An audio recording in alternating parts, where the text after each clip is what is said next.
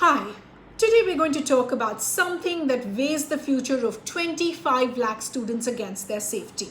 The JEE mains and the NEET undergraduate exams. For now, those exams are still to be held next month, but several thousand students and their parents are asking, is this really the best time to hold one of the more significant entrance tests to engineering and medical schools?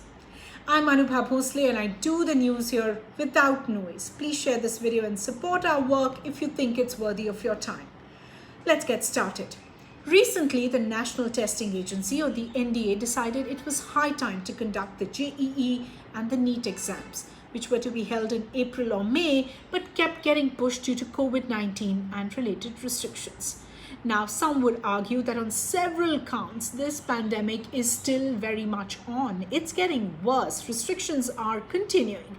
So how and why is this the right time to hold these exams? Well, 11 students from 11 different states took this matter to the Supreme Court. They sought cancellation of these exams till after normalcy is restored.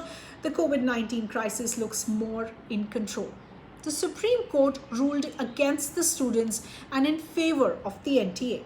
It agreed with the NTA that life cannot be stopped. The pandemic may last another year. It will be a setback to academic calendars across the country, observed the court. Now, really? Life, academic calendars? Obviously, students' protests are continuing. Nearly 4,000 went on a hunger strike demanding the exams be cancelled. This included even students who will sit for the CLAT, the UGC NET and board exams. Several thousand students and parents are voicing their concerns using the hashtag Satyagraha against exams in COVID. The concerns, some would say, are simple and valid. Is it safe to hold mass exams in the middle of a spike in COVID-19 cases? Are we ready to handle cluster breakouts in parts of the country? Worst case scenario.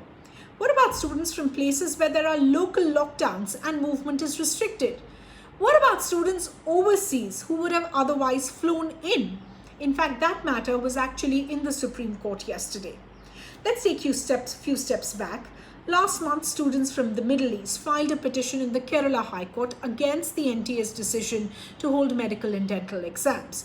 At the very least, they said we should get overseas exam centers, Dubai, Doha, and Qatar, to take the NEET. The High Court dismissed it, so they appealed against the verdict in the Supreme Court.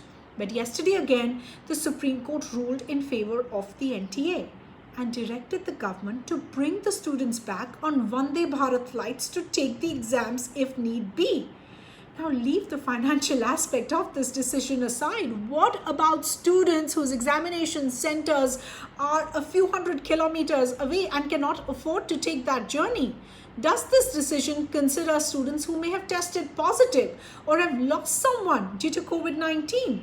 Is it actually fair to burden parents and families with the allied costs of entrance tests, like the cost of transportation, accommodation, at a time when many are already feeling the pinch due to COVID-19? What about medical costs if children test positive, or if someone from the family tests positive, or if the students and children are living with people who fall under the vulnerable bracket? Are we thinking about students from Bihar and Assam? They're reeling from floods. Exams mid-pandemic seems like a lot to ask. These are questions without clear answers. Countries across the world are trying to figure out if and how to resume education. But these concerns of students and parents warrant a discussion at the very least. It's not exactly the same thing, but in the United States, recently colleges were reopened without much of a discussion. Now, universities in 19 states have reported breakouts despite safety protocols. So clearly, the way ahead isn't to just pick up things where we left off with minor additions like hand sanitizers or hope that social distancing protocols will be followed. A lot comes before, during, and after these exams, all of which needs to be considered. Politicians are saying something similar as well. Calling for Prime Minister Modi's intervention is Rahul Gandhi. He's asking him consider what the students want. Mamata Banerjee is asking him not to take this decision unilaterally and reconsider Aditya Thackeray is asking him to reassess the risk of holding these exams. Manish Sisodia is suggesting alternate arrangements to hold these exams. This whole discussion is just one of those many big decisions we'll have to take this year going forward. That's all we could pack in here on this video. If you've been listening, thank you for your time.